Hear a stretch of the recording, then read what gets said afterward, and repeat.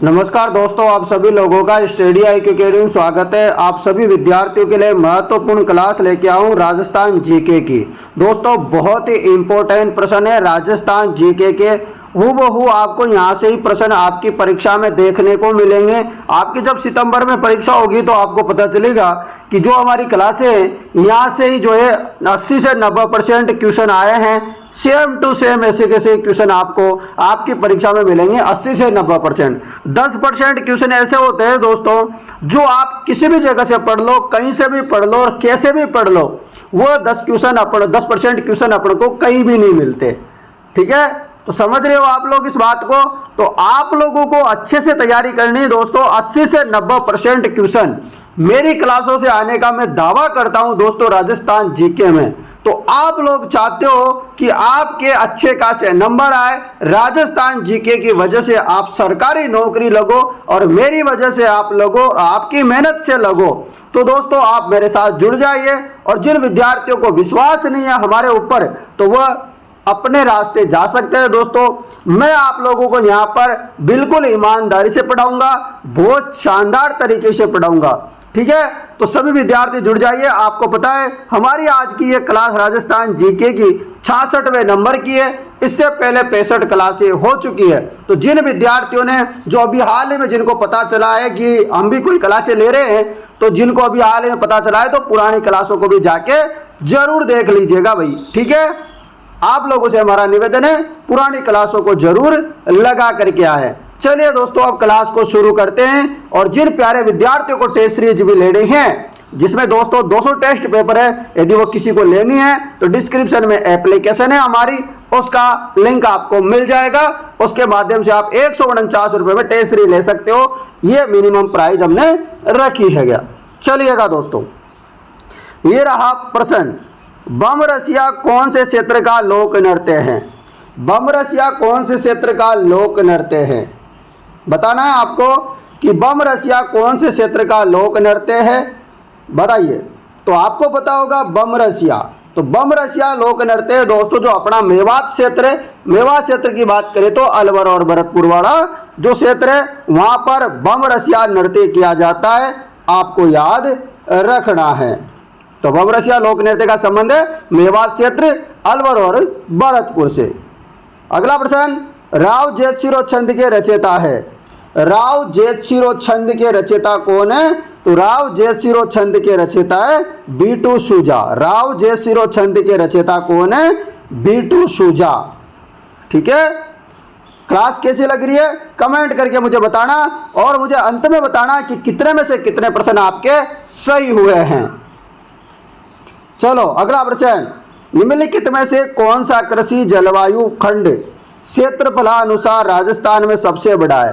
यानी कि क्षेत्रफल की दृष्टि से सबसे बड़ा जलवायु खंड, कृषि जलवायु खंड कौन सा है? आपको पता है कितने कृषि जलवायु खंड है हमारे राजस्थान में? कृषि के आधार पर 10 जलवायु खंड है। कितने हैं? 10 है। इनमें से आपसे पूछा है सबसे बड़ा कौन सा है, तो वो है पश्ट सी। कौन सा है सबसे बड़ा? पश्ट सी। अब थोड़ी बहुत जानकारी इनके बारे में मैंने पहले बता रखी है आप लोगों को, पर कुछ जानकारी मैं फिर से बता देता हूँ। जैसे कि अपन बात करें पश्ट ए, जैसे कैसे कैसे होते हैं? पश्ट ए होता है, पश्ट सी, पश्ट बी होता है, पश्ट सी होता है। तो ये होते हैं। तो पश्ट ए में क्या है? पश्ट ए में शुष्क पश्चिमी रेतीला मैदान, जो कि अपना बाड़मेर जोधपुर वाला जो क्षेत्र है ना, जहाँ पर रेतीली बलुई मृदा पाई जाती है। ये राजस्थान में सर्वाधिक कृषित क्षेत्रफल वाला कृषि जलवायु है। ठीक है, राजस्थान में सर्वाधिक कृषित क्षेत्रफल वाला कृषि जलवायु है। उसके अलावा पश्ट भी है यहाँ पर। पश्ट भी में क्या है? सिंचित उत्तर पश्चिम मैदान, जो कि अपने गंगानगर और मानगढ़ वाला आता है ना, वो वाला। यहाँ पर दोस्तों जल उत्प्लावन यानी कि जो सीएम की समस्या है वह सर्वाधिक है और लवणता युक्त जलोढ़ मृदा यहाँ पर पाई जाती है। जबकि पश्ट सी की क्वालिटी क्या है? ये उच्च शुष्क एवं सीमित सिंचित मैदान है, जो कि चूरू, बीकानेर, जैसलमेर का इसको बोलते हैं। यहाँ पर भी रेतीली बलुई मिट्टी पाई जाती है और क्षेत्रफल की दृष्टि से सबसे बड़ा प्रदेश है। ये आपको याद रखना है। कुछ और इम्पोर्टेंट विशेषता है वो मैं आपको बता देता हूँ। जैसे कि 5वां वाला है ना, जो अपना 5वां इसकी विशेषता क्या है? अति आर्द्र दक्षिणी मैदान है, कोटा बूंदी बारह झालावाड़ वाला, काली मृदा पाई जाती है, सर्वाधिक वर्षा वाला प्रदेश है।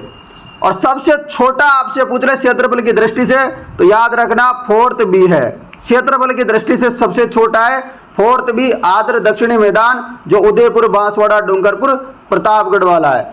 और सर्वाधिक उपजाऊ वाला पूछ रहे आप लोगों से, तो थर्ड बी होगा, बाढ़ प्रभावित पूर्वी मैदानी क्षेत्र, ये आपको याद रखना है, सर्वाधिक उपजाऊ। तो मैंने सारी चीजें आपको बता दी, आशा करता हूं आप लोगों को बड़े अच्छे तरीके से समझ में आई होगी।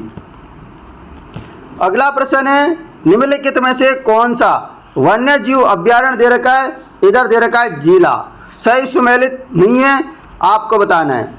वन्य जीव अभ्यारण्य और जिला जो सही सुमेलित नहीं है वो आपको बताना है।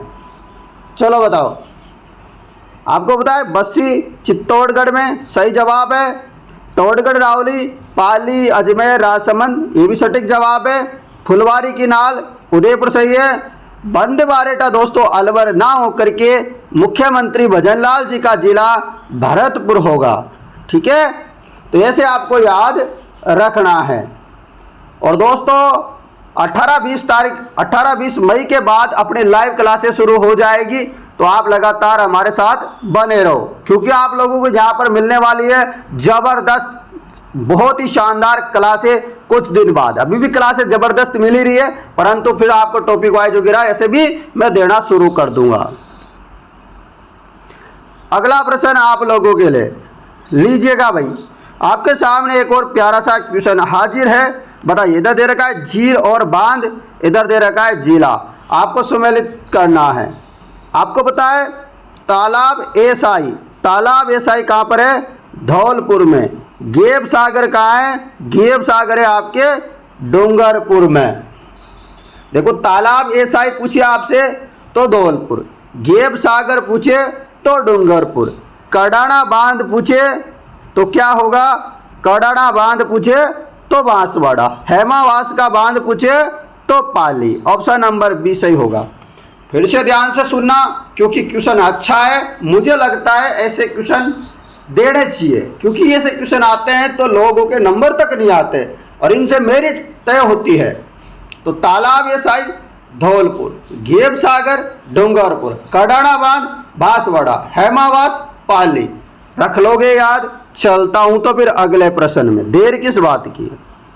ये रहा अगला प्रश्न, निम्नलिखित में से कौन सा नस्ल दे रखी, इधर पशुधन दे रखा है, जो सही सुमेलित नहीं है वो आपको बताना है। तो देखो, आपको बताया बर्बरी, बर्बरी से ब से बकरी, ब से बर्बरी, ये तो सटीक बात है। चनोथर किसकी नस्ल है? भेड़ की। कांकरेज गोवंश की नस्ल है, गाय की नस्ल है, आपको सही जवाब। लोही भैंस की नस्ल है क्या?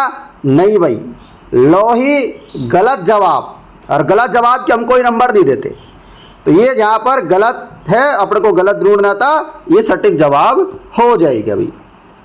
अगला प्रश्न, राजस्थान में किसानों हेतु कृषि में आसानी के लिए कृषक कल्याण कोष का गठन कब किया गया? तो कृषक कल्याण कोष का गठन कब किया गया था हमारे राजस्थान में? तो 16 दिसंबर 2019 को अशोक गहलोत जी ने किया था। यह आपको याद रखना है। राजस्थान में किसानों के हेतु कृषि में आसानी के लिए कृषक कल्याण कोष का गठन किया 16 दिसंबर 2019 के मायने। अगला प्रश्न है मित्रों आपके लिए, स्वस्थ धरा खेत हरा नारा है। स्वस्थ धरा खेत हरा नारा है, तो किसका नारा है? तो यह है मृदा स्वास्थ्य कार्ड योजना का। और दोस्तों 18 मई के बाद आपके लिए कुछ मैराथन क्लासें लेके आऊंगा 1000 प्रश्नों की, तो आप कमर कस लीजिएगा, अच्छे से तैयारी के लिए लग जाइए, क्योंकि अब होने वाला है धमाका, हम महाधमाका होने वाला है इसी चैनल के ऊपर। तो चैनल को कीजिएगा सब्सक्राइब और रोजाना शाम को लीजिएगा क्लास, शाम को 7 बजे। थोड़ा चूक जाते हो तो थोड़ी देर बाद ले लिया करो भाई, और सो जाते हो तो सुबह उठ के ले लिया करो क्लास को, कोई बड़ी बात नहीं। आधे घंटे की 20 मिनट की क्लास होती, ज़्यादा बड़ी क्लास नहीं होती। 20 तारीख के बाद करेंगे बड़ी बड़ी क्लासें। डामोर जनजाति अधिकतर पाई जाती है। डामोर जनजाति अधिकतर पाई जाती है ड से डामोर, ड से डूंगरपुर और बांसवाड़ा में। डामोर जनजाति कहाँ पाई जाती है? ड से डूंगरपुर, ड से डामोर और ब से बांसवाड़ा में पाई जाती है। समझ गए? चलो, उसके अलावा कुछ और जनजातियां हैं वो बता देता हूं। गरासिया कहाँ पाई जाती है? तो गरासिया पाई जाती है आपके आबू रोड, सिरोही, उदयपुर में। डामोर तो मैंने बता दिया, सीमलवाड़ा, डूंगरपुर में अधिकतर पाई जाती है। वैसे डामोर जनजाति कहाँ पर सर? सीमलवाड़ा में, डूंगरपुर में। सहरिया जनजाति शहर से बाहर रहती है, और शहर से बाहर रहती है मतलब बारां में रहती है, और बारां में भी दो जगह रहती है, एक तो किशनगंज और एक शाहबाजू तहसील है बारां जिले के अंदर, वहां सहरिया जनजाति रहती है। केवल और एक ऐसी जनजाति है सांसी, जो कि अपने दक्षिणी राजस्थान की तरफ इधर ना रह करके अपने भरतपुर में रहती है, भजन लाल जी के पास। ठीक है ना? तो आपको याद रखना है कि सांसी जनजाति कहाँ रहती है? भरतपुर में रहती है। जबकि कथोड़ी जनजाति पूछे तो कोटड़ा, झाडोल, उदयपुर में, डूंगरपुर और बारां में भी कथोड़ी जनजाति निवास करती है। आपको याद रखना है। अगला प्रश्न, रतवाई लोक नृत्य का संबंध है। रतवाई लोक नृत्य का संबंध है मेवात क्षेत्र यानी कि अलवर, भरतपुर से संबंधित है। रतवाई लोक नृत्य का संबंध मेवात क्षेत्र से है। आपको पता होगा मेवात क्षेत्र के प्रमुख नृत्य हैं कुछ, जैसे कि रणबाजा। रणबाजा जो नृत्य होता है ना, ये युगल नृत्य होता है, जोड़े के साथ होता है। रणबाजा युगल नृत्य है, लोग लुगाए वाला है। रतवई नृत्य क्या होता है? जो रतवई नृत्य होता है ना, इसलिए केवल स्त्रियां करती है, महिलाएं करती है। रख लोगे याद? चलो भाई, अगला प्रश्न आप लोगों, तो आपसे कभी क्वेश्चन आए रणबाजा रतवई का क्षेत्र कौन सा है? तो यह मेवात क्षेत्र। अगला प्रश्न, कौन से लोक देवता को ऊंटों के देवता कहते हैं? ऊंटों के देवता के रूप में पूजा जाता है। तो मैं बहुत बार करवा चुका हूं ना ये प्रश्न। तो पापू जी को दोस्तों ऊंटों के देवता के रूप में पूजा जाता है, आपको याद रखना है। दोस्तों आपको पता है ऊंट लाने का जो श्रेय जाता है वो भी इन्हीं को जाता है। और पापू जी का जन्म कहाँ हुआ था? तो कोलूमंड गांव, जोधपुर में। ठीक है? इनके पिताजी का क्या नाम था? धांधल जी। और माता का नाम कमला दे और पत्नी का नाम सुप्यार दे। घोड़ी का नाम था केसर कालमी और इनकी पुस्तक थी दोस्तों पापू प्रकाश, या क्या नाम थी? पापू प्रकाश। इनको दोस्तों गोरक्षक देवता, ऊंटों के देवता, प्लेग रक्षक देवता, इनके नाम से भी जानते हैं। साथ ही में कहा जाता है कि ये क्या थे? लक्ष्मण जी के अवतार थे। और इनका बोध चिन्ह क्या था? भाला था। मेला कब बढ़ता है इनका? चैत्र अमावस्या को। किसके आराध्य देव है? रेवारी जाति मतलब रायका जाति के। नायक जाति के जो भोके होते हैं वो रावण हत्यावादे यंत्र के साथ फड़का वाचन करते हैं पापू जी की। नायक जाति के भोपे, रेबारी नहीं करते, ध्यान से सुन लेना भाई।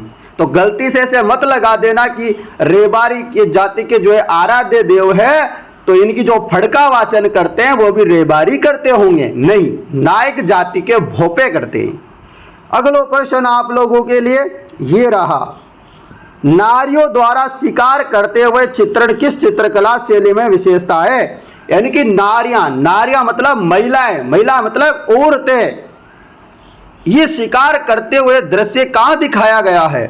तो भाई साहब ये तो दिखाया गया है कोटा के महीने। आपने कभी एक फोटो देखा होगा ना कहीं कोटा में घूमने फिरने गए होगे तो एक फोटो तो जरूर आपकी नजर में आया होगा। महिलाएं एक मेल के ऊपर खड़ी है और वो निशाना साध रही है कुछ शिकार करने के लिए अपने लिए। ठीक है ना? तो ये कोटा का है, आपको याद रखना है। अगला प्रश्न, अधोलिखित में से कौन सा आभूषण गले में नहीं पहनते? गले में मतलब गले में कौन पहने वो बताओ आंसर। कौन सा सही होगा मैं बताइए फटाफट। तो आपको पता है आंवला, आंवले को गले में पहनते हैं क्या? नहीं पहनते। जबकि तिमणिया, कांटला, मंदलिया इनको गले में पहनते हैं। रख लोगे याद? हो जाएगा याद या कुछ समस्या आएगी? नहीं आएगी ना समस्या? तो चलिए, और मैंने आपको बताया बहुत सारे मैंने आभूषण तो आपको सब कुछ करवा रखा है। आशा करता हूं आप लोगों को सब कुछ याद होगा। याद नहीं है तो पुरानी क्लासें देखो, रोज रोज बता नहीं सकता है इनको, क्योंकि क्लास फिर बहुत लंबी हो जाती है ना। अब वैसे मैं 2-5 दिन छोड़ के आपको सब कुछ रिवाइज करवा देता हूं फिर से। तो आप मेरी एक काम करना, मैंने 1 से लेकर के 65 तक जितने भी क्लासें करवाए ना, उनको पूरी दोबारा देखो यदि भूल गए तो, क्योंकि दोबारा देखोगे तभी कुछ हो सकता है। यदि आप एक बार पढ़ करके और भूल गए हो तो फिर देखो ऐसे सिलेक्शन नहीं होता। सिलेक्शन लेना है तो थोड़ा कष्ट तो झेलना पड़ेगा। अगला प्रश्न है, इधर दे रखी पुस्तक, इधर दे रखा है लेखक, आपको सुमेलित करना है। अमर कोश के लेखक है अमर सिंह, अमर कोश अमर सिंह, थोड़ा नाम मिल रहा है ना, अमर सिंह, अमर कोश अमर सिंह, ठीक है ना। काव्य मीमांसा के लेखक कौन है? तो काव्य मीमांसा के लेखक है राजशेखर। व्रत कथा के लेखक कौन है? गुणाढ्य। और सोपन वासवदंतम, इसके लेखक है भारा। ऑप्शन नंबर ऐसे ही होगा। अगलो प्यारो सो प्रश्न आप लोगों के लिए, रिंदरोही किसकी रचना है? रिंदरोही किसकी रचना है? तो रिंदरोही दोस्तों अर्जुन देव चारण की रचना है। रिंदरोही किसकी रचना है? अर्जुन देव चारण की रचना है रिंदरोही। अगला प्रश्न, राजपूत पेंटिंग शीर्षक से 1916 में किसने पुस्तक लिखी? राजपूत पेंटिंग शीर्षक नामक दोस्तों 1916 में एक पुस्तक लिखी थी। यह पुस्तक किसने लिखी थी? तो ये लिखी थी दोस्तों आनंद कुमार स्वामी ने। राजपूत पेंटिंग नामक जो शीर्षक के साथ 1916 में जो पुस्तक लिखी थी ना, ये आनंद कुमार स्वामी ने लिखी थी। अच्छा क्वेश्चन है भैया, ठीक है ना। और आप लोगों से मेरा नम्र निवेदन है, थोड़ा सा प्यारी प्यारी मेरी बात सुन लो और क्लास को शेयर कर दो भैया ना। WhatsApp status, WhatsApp group, Telegram group, जहां पर भी आप शेयर कर सकते हो ना, थोड़ा सा कष्ट उठा लीजिए और वीडियो को शेयर कर दीजिएगा और फिर से पढ़ना शुरू कर दीजिएगा भैया ना। तो थोड़ा सा कितना सा तो काम कर दीजिएगा आप, ठीक है ना, क्योंकि आपको फ्री में क्लासें भी तो दे रहा हूं मैं। थोड़ा सा कितनी बात तो मान लिया करो। अगला प्रश्न है, पाल किसे कहते हैं?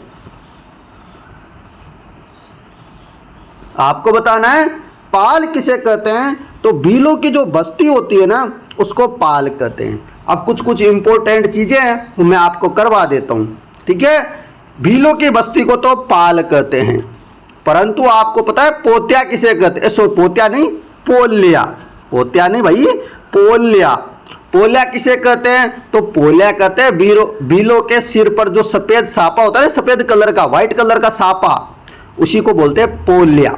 और खच्छाबू क्या होता है?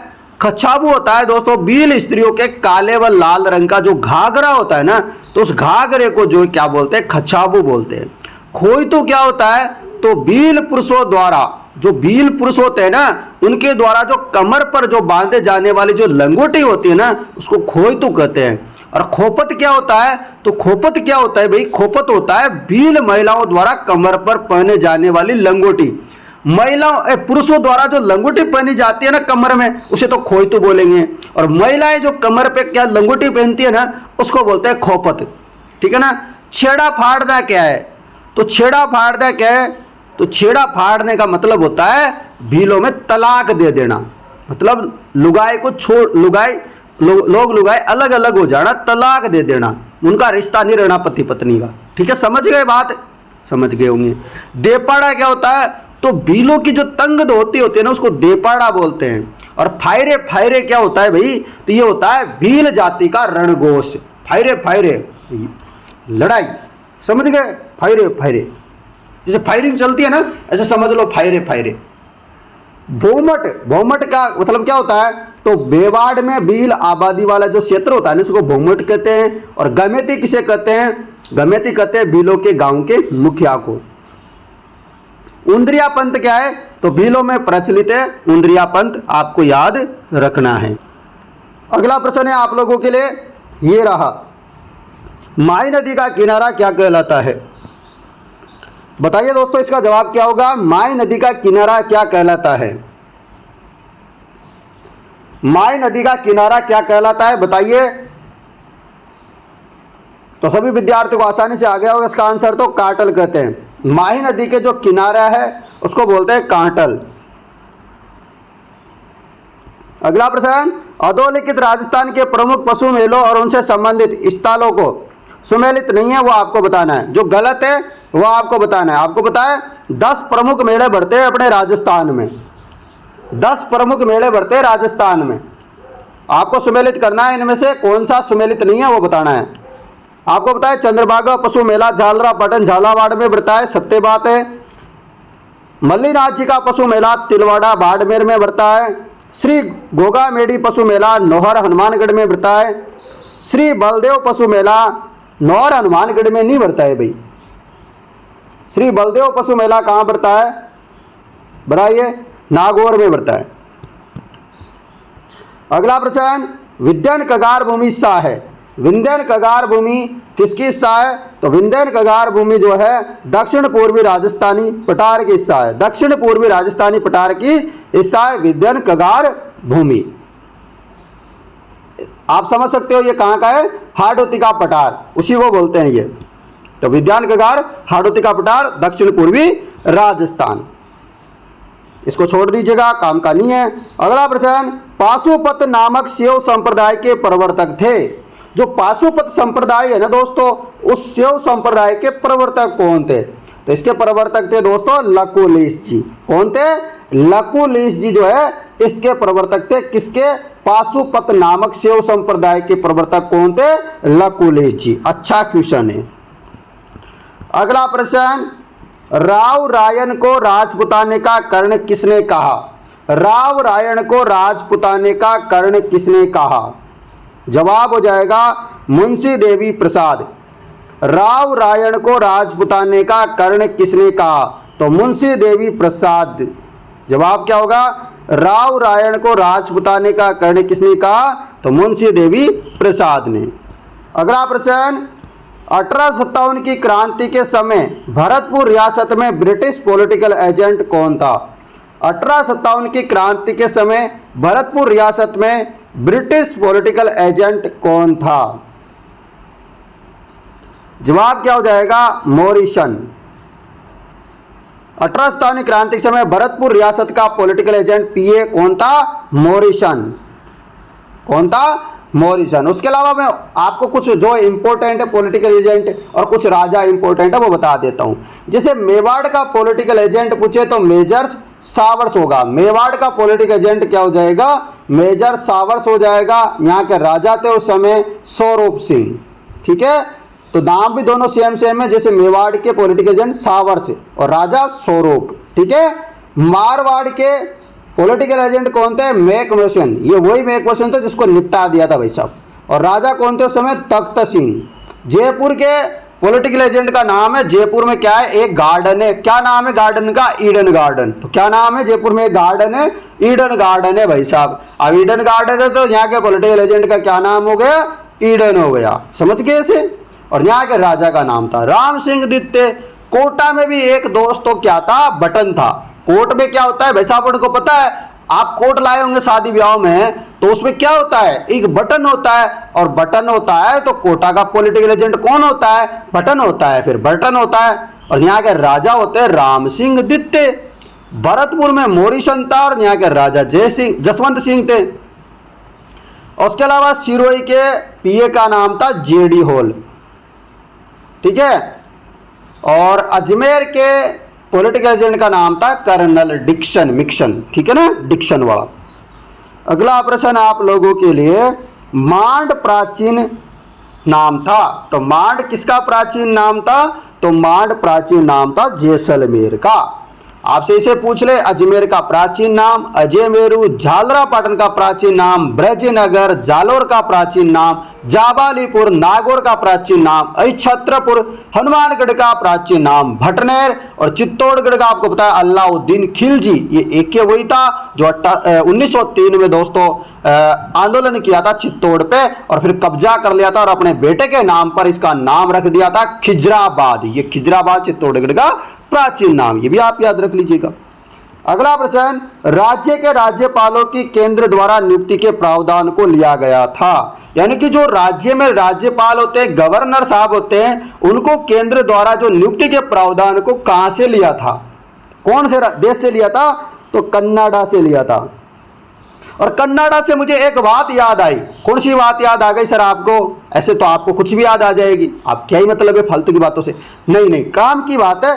और काम की बात यह है कि जो अपने पुष्कर वाली झील है ना, इसका जो सफाई का काम चल रहा है, इसमें सहयोग कौन कर रहा है? कनाडा कर रहा है। तो आपको ऐसे याद रखना है कि राज्यपाल की केंद्र द्वारा नियुक्ति का प्रावधान कनाडा से लिया और कनाडा का सहयोग से दोस्तों पुष्कर झील को साफ किया जा रहा है। तो ऐसे ऐसे 2-3 चीजें क्या मिला मिला के याद रखोगे ना, तो काम हो जाएगा और अपन सिलेक्शन हो जाएगा। उसके बाद भूल जाना, इनको कोई काम नहीं आएगी। पहले तो याद रख लो बस सितंबर तक, उसके बाद साइड में रख देना किताब को, कोई दिक्कत नहीं है, परंतु तब तक तैयारी बढ़िया करो। राजस्थान का स्थापना दिवस मनाया जाता है। तो राजस्थान का स्थापना दिवस कब मनाया जाए? तो ये मनाया जाओ 30 मार्च को। कब से मनाया जा रहा है 30 मार्च को? लगातार 30 मार्च 1949 के दिन से, क्योंकि इस दिन वृहत राजस्थान बन गया था और पटेल साहब जी जो थे उन्होंने इसका उद्घाटन किया था वृहत राजस्थान का, आपको याद रखना है। अगला प्रश्न, अजमेर राजस्थान का छठा संभाग कब बना? तो 6 नंबर को संभाग, 6 नंबर को संभाग अजमेर कब बन्यो बताओ? तो ये बन्यो भाई 1987 में। आपको पता होगा 1962 में जो संभागीय व्यवस्था बंद कर दी थी, फिर 1987 में संभागीय व्यवस्था को फिर से शुरू किया, आपको याद रखना है। तो 1962 से 1927 तक 87 तक ऐसे भी आ सकता है। इस समय संभागों का सुकारा मतलब संभाग व्यवस्था खत्म कर दी गई थी, यहाँ तो खत्म की थी, यहाँ शुरू की थी। रख लोगे ये भी याद? तो ये आप याद रख लेना। अगला प्रश्न है आप लोगों के लिए, जिला आपदा प्रबंध प्राधिकरण का अध्यक्ष कौन होता है? जिला आपदा प्रबंध प्राधिकरण का अध्यक्ष कौन होता है? तो ये होता है डीएम साहब, जिला कलेक्टर। अगला प्रश्न दोस्तों आप लोगों के लिए ये रहा, निम्नलिखित में से कौन सा कथन क्या है?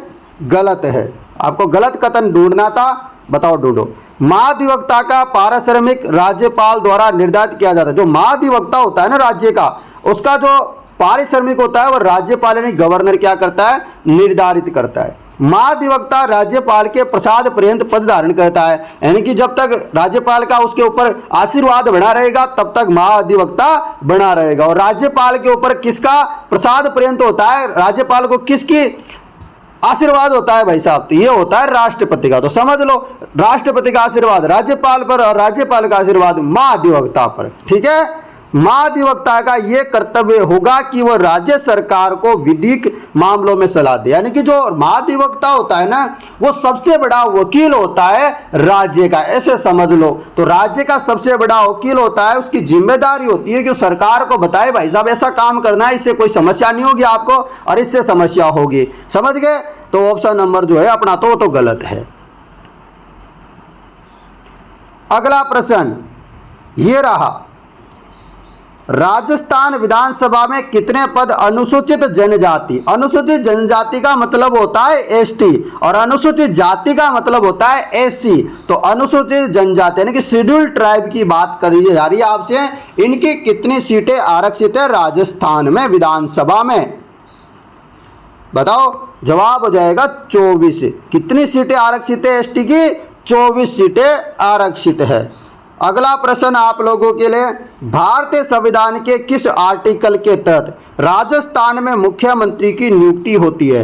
यानी कि मुख्यमंत्री जो अभी भजनलाल जी बने हैं आपके, इनकी नियुक्ति कौन से आर्टिकल यानी कि अनुच्छेद के तहत हुई है? आपको बताना है कि भजनलाल जी की जो नियुक्ति हुई है कौन से आर्टिकल के अनुसार हुई है? तो ये हुई है अनुच्छेद 164।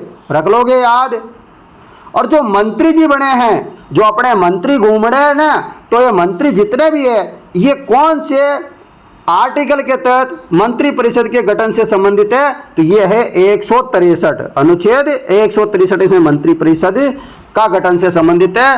और आपको याद रखना है मुख्यमंत्री की जो नियुक्ति होती है वो कौन से आर्टिकल के तहत होती है? 164। तो आपको मुख्यमंत्री, राज्यपाल, इन दोनों का तो अच्छे से याद रखना है। इसके अलावा आपको और जरूरी नहीं है इतनी इंपॉर्टेंट, परंतु इनमें थोड़ा सा आप थोड़ी नजर बनाए रखना। थोड़ी इनमें नजर हटी तो दुर्घटना घटी, क्योंकि यहां से सीधे सीधे 5 प्रश्न आएंगे अपने। राजस्थान पॉलिटी के कितने प्रश्न आएंगे भाई? तो 5 प्रश्न राजस्थान पॉलिटी के आएंगे, 5 प्रश्न अपने इंडियन पॉलिटी के आएंगे। ठीक है ना? तो दोस्तों मुझे आप कमेंट करके बताओ कि आप लोगों के क्लास कैसी लगी, क्लास पसंद आई है और तो आप कमेंट बढ़िया प्यारा सा कर दीजिए। और मुझे बताओ आप लोग जो अपन ने लगभग 30 प्रश्न कर लिए ना, क्योंकि 2-3 प्रश्न छोटे भी हैं, 30 प्रश्न अपन ने किए, इनमें से आपके कितने प्रश्न तो सही हुए हैं और कितने प्रश्न जो है गलत हुए हैं, थोड़ा कमेंट करके बताओ मुझे। ठीक है? उसके अलावा दूसरी बात है, जिनको टेस्ट सीरीज लेनी है वो मात्र 149 रुपये में टेस्ट सीरीज ले सकते हैं। टेस्ट सीरीज 1 नंबर की लाजवाब है भाई, है ना? टेस्ट सीरीज में क्या क्वालिटी है सर, ऐसे लाजवाब क्यों बता रहे हो? तो इसमें क्वालिटी ये है कि 180 प्लस टेस्ट तो आपको मिलेंगे। अपने जो टॉपिक वाइज हिंदी हो गई, जीके हो गई, कंप्यूटर हो गई, साइंस हो गई, इंग्लिश हो गई, मैथ हो गई, इनके टॉपिक वाइज आपको टेस्ट मिलेंगे, एक एक टॉपिक के टेस्ट मिलेंगे। साथ ही में आपको 20 से भी ज़्यादा आपको क्या मिलेंगे, फुल लेंथ टेस्ट। जो आपका एग्जाम पैटर्न होता है ना, उसी के आधार पर आपको जैसे कि 120 क्वेश्चन आएंगे ना, तो आपको इस प्रकार के 20 टेस्ट मिलेंगे। तो ये आप देखो कितना, मतलब 149 रुपये में कितना सारा मैटर दे दिया। 1 रुपये का एक टेस्ट भी नहीं पड़ रहा है यहाँ, तो मतलब नुकसान तो मुझे ही है समझी जाए तो। वैसे मुझे इसकी प्राइस करनी चाहिए लगभग 200 रुपये, ठीक है ना? तब तो मुझे 1 रुपये का एक टेस्ट भी पड़ जाता, परंतु यहाँ तो चलो कोई बात नहीं, मैंने आप लोगों को ये ऑफर दे रखा है। अभी इस ऑफर का लाभ उठा लो जो भी प्यारे प्यारे विद्यार्थी। देखो क्योंकि मैं समझता हूं कि किसान के बेटे, मजदूरों के बच्चा बच्ची, तो देखो वो ज्यादा महंगी खरीद नहीं पाएंगे, इसलिए अपनी प्राइस है मात्र 149 रुपये। तो आप जिन विद्यार्थियों को भी से अधिक लाभ उठाना है, तुरंत इस टेस्ट सीरीज को ले लो। टेस्ट सीरीज लेने के लिए डिस्क्रिप्शन में ऐप का लिंक है, उसे आप डाउनलोड करो, रजिस्ट्रेशन करो और टेस्ट सीरीज ले लो अभी तुरंत, क्योंकि प्राइस बढ़ने वाली है फिर इसकी। और किसी को कोई समस्या आती है तो मेरे मोबाइल नंबर है, इस पर संपर्क कर लेना, 80 58 59 8708। आप इस नंबरों पे मुझे व्हाट्सएप मैसेज या कॉल कर सकते हो किसी भी समय जब आपका मन करे तब। ठीक है ना? तो सभी विद्यार्थियों के लिए महत्वपूर्ण जानकारी थी। आशा करता हूं दोस्तों आप लोगों को ये क्लास बहुत ही अच्छी लगी होगी और रोजाना क्लास लेने के लिए रोज हमारे साथ शाम को 7 बजे जुड़े। धन्यवाद।